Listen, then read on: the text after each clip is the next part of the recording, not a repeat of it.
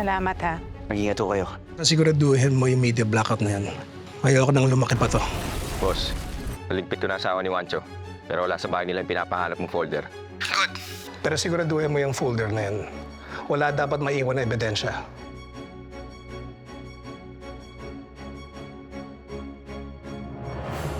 Chief, may natagpo ang bangkay ng lalaki. Nandito kami ngayon sa morgue. May identification ba, Sanchez? Miguel. Miguel Acero po. Gardo!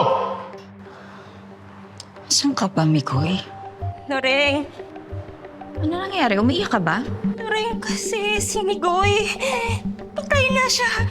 Ando na si Aling Charing tsaka si Mang Gardo sa morgue ng hospital. Yan si Migoy ko, Gardo. Yan si Migoy. Sir, ito yung na-recover namin sa lugar ng pagsabog. Kasalanan ko to eh.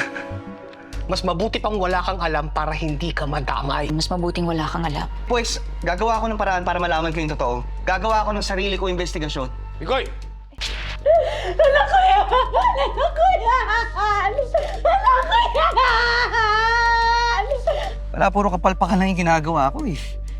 Hindi naman kasi minamadali yan. Noreen, natatakot ako na kapag nagalit ka sa akin, tuloy ako mawala sa buhay ko. Noreen, ayoko mangyari yun. Mahal kita.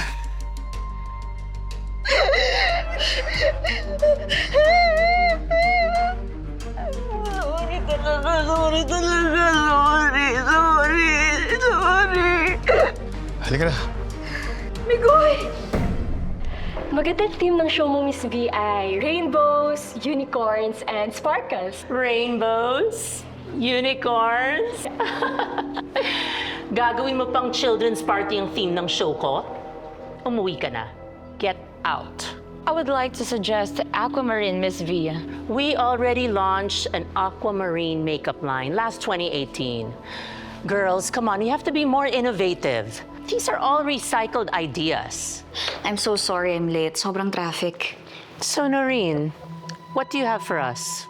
Let's make a product that targets women in your age group. And with that, ibabalik natin ang Halina soap. This is yours.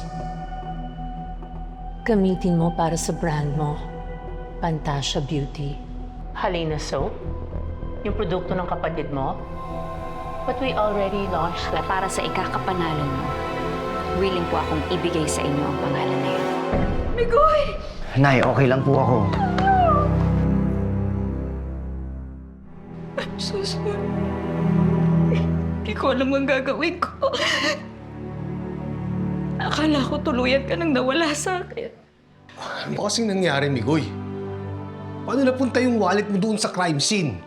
Mauna na ako.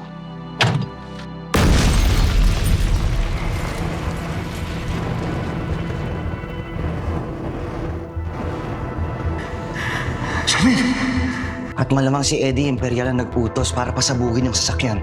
Kaya Noreen, delikado na nagtatrabaho ka sa Velma Beauty. Kapag nalaman nila kung anong ginagawa mo, baka kung anong gawin nila sa'yo.